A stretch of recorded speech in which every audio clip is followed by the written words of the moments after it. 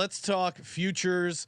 I do like the under 6.5. I think the division is tough. Again, I think ultimately it comes down to the quarterback play. Like there's going to be some spots, but I'm skeptical of the quarterback play.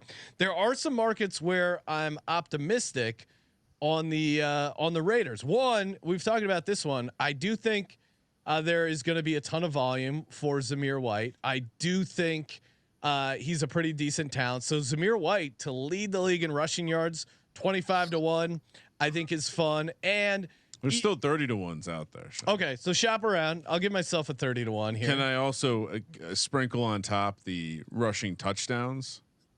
What's the touchdown? 70-1. I'll just stick yards. I'll take the touchdown. Okay. You got Zamir White's most rushing That's a nice touchdown. Parlay them together, guys. Yeah. Ooh. That I don't know. I don't know if all places allow you to do it, but that would be a pretty sweet. That would be a fun. Oops, we shouldn't have let you do that. And there is a ceiling case for Brock Bowers at 45-1, most rookie receiving yards. So I think the top dogs, Marvin Harrison, Malik Neighbors. I mean, would you be shocked if Brock Bowers is the number 2? He gets a ton of volume and racks up a bunch of receiving yards. I would not be shocked. I like the touchdowns, guys. Look at that 4.5. I think that's probably of all those underdog plays, the props. That was the one I liked the most. The thing about Zamir is if you look at his history, he had a great run at the end of last year, but he's not used to carrying a full load for a season. When he was at Georgia, he was splitting time. He was backing up Jacobs here for a while. I like the guy. I think he's very talented, but I think he's going to break down at some point, and I just don't think he could be the guy. I think Madison will play quite a bit, especially on passing downs, so that to just try to keep him fresh. So that's the one thing, even in fantasy football, I've been a sucker who's taken Zamir White the last couple of years in drafts, hoping Jacobs would get hurt. The one year I didn't do it was, I dropped him last year, like right before he picked up steam and took over. But I just would be a little leery about playing many of his props over. Yeah, fair. I mean, that was before he got super jacked, though, Matty. I mean, those off-season photos. It reminds me of PC Principal in South Park. Like he just is insanely jacked. So yeah, I will co-sign Matty's underdog play. Brock Bowers higher, 4.5 receiving touchdowns. I think that one's pretty good. And then the under 6.5 wins. There's none of the future stuff to me is that interesting. The miss playoffs, the division stuff. I got some tickets over. Oh, what do you got? You want to hear what I got in the pocket already? Yeah. Oh, I'm getting on Antonio Pierce, Coach of the Year. Okay, what is that price? 28-1. Okay.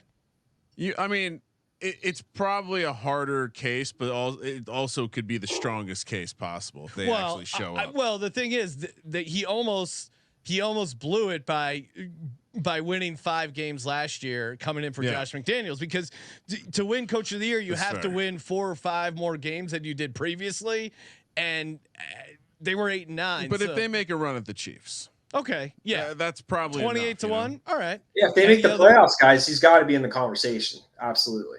Yeah, and I think just he will have the rah aspect of him. And the fact that it's the Raiders, like there's an element there of like the narrative that we always like to monitor, where I think he becomes very interesting. I also think he's pretty well liked. That's important with these things. Players love him, that's for sure.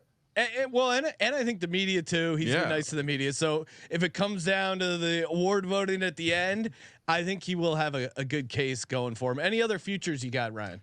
Well, the only ticket I have on a true like -110 player prop is that Zamir White rushing touchdown, because I think the angle is even if you think he's going to split time, there's going to be Labe or whatever the rookie Madison, he's going to be the goal line back. It seems very clearly, and I like him to get a chance to prove that he can carry the workload. So. Yeah, 4.5 touchdowns seemed very low. Unless this team is just complete trash, which it sounds like that's in the range of possibilities. I would say, that's like I said, it's the only true -110 player prop I have in my pocket right now. What about you, Matty? Any player prop? I know you mentioned you like the higher 4.5 receiving touchdowns for Brock Bowers over an underdog. Any traditional like futures you're playing here for the Raiders? Well, I think there's one very interesting I just saw on BetMGM, which is the Raiders to lose all their road games at 14-1. Oh, So really? that's interesting because I think the only real winnable one is the Broncos game. To be honest with you, I think that's going to be the deciding factor in whether you cash that bet. But the rest of them, I mean, their road schedule is really tough. If they beat the Chargers in that first game, there's going to be a lot of hype on them, I think, and it's going to make that Baltimore game a little bit more interesting. But again, if they can come home 1-1, that will be a success in my eyes. And I think Davante, I love him. He's one of my favorite players in the league, but I think the hospital ball, which was kind of that term was thrown around last year with Jimmy Garoppolo, that has been the case during training camp as well. They've talked about that both quarterbacks have kind of been setting him up to get hurt. And I think that's one of those things where Davante can catch anything. There's no doubt about it. But if you're just going to throw it up there and hope that he can come down to it, he's a warrior. He played as hard as he could last year, but man, I mean, just get him a damn quarterback to finish his career again. Like it's tough because their receiving core, I like their skill position guys. I think the offensive line is going to be key, but like Davante, I don't know if he's gonna be the same as he has been the first couple of years with the Raiders. Especially they've got more guys to throw to as well. They got the 2 tight ends. They got Mayer and Bowers now, and Jacoby Myers was very good last year as well. So, and they really like Trey Tucker as well. I think you're going to hear his name a lot as a deep threat, and that's all going to take away from Davante. You can't throw the ball to him 20 times and hope he catches 10 of them. You know, Trey Tucker could be an interesting first touchdown bet. I see what Matty's doing here. He's just a little. It's a little motivation. He's zigzagging. Well, he knows how Antonio Pierce works. He just wants to get this quote framed, and so they have some bulletin board material. I'll give them all they need. Yeah, exactly, like everyone else. Well, I mean, you look at Davante Adams. He hasn't missed a game since 2020. 16 games in Green Bay, 17 both seasons with the Raiders. He's had 4 seasons in a row where he had 100 catches or more. To Matty's point, like knock on wood, he can keep it going. We took him in our best ball league, Ryan, but I think part of that was where we got him at in the second round. I'm optimistic because he's just such a beast, but man, if he hit the wall here a little bit and got banged up, I wouldn't be shocked. So hopefully he stays healthy. Yeah, I mean he's very fun. I draft him a lot because he can. I mean, again, I will fondly think about his years with Green Bay when Luke Getsy was in the wide receiver room. So I listened to a solid like 25 minutes of Luke Getsy today. Just listen. That was his career year. I wanted to hear him talk about the offense, and I will say he does perk up when he talks about Z, aka Zamir White. And he talks about how incredibly awesome Davante Adams is. Raiders fans just going Zeus. I'm in. I'm here for it. Any other futures, Ryan, as the official Raiders fan of this podcast?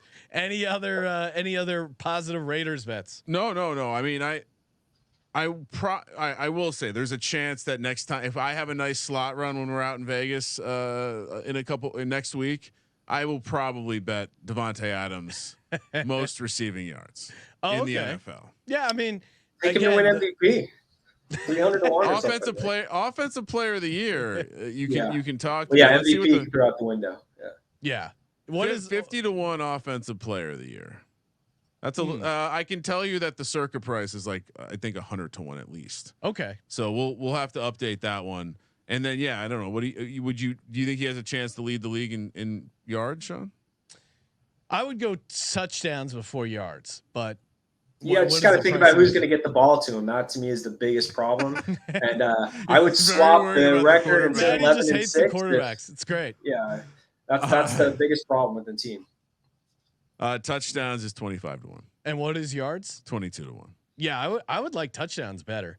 But to Matty's point, they're gonna suck because their quarterbacks suck. Yeah, again, Zamir White 4.5 touchdowns. That seems fair. All right, close it out. If we can pull up the best bets for the episode officially, I'm on a slight fade of the Raiders. Nothing drastic. 6-11. I can't believe you. What? Ryan, come on. We can't be like Colby and take every team's over. No, it's just it's a clear sign that we should be on the Raiders this season. Kramer's on the over 6.5 wins. I'm on the under 6.5. Matty has him 6-11. Does like the Brock Bowers 4.5 receiving touchdowns. Kramer coming in super high 10-7. Zamir White rushing touchdowns higher 4.5, and I do still think Zamir White has a shot for the yards. The Brock Bauer rookie leader stuff I think is interesting. The receptions market isn't out. I might take a look at that later down the line, but yeah, he could be interesting. And certainly probably a fun fantasy play there as well.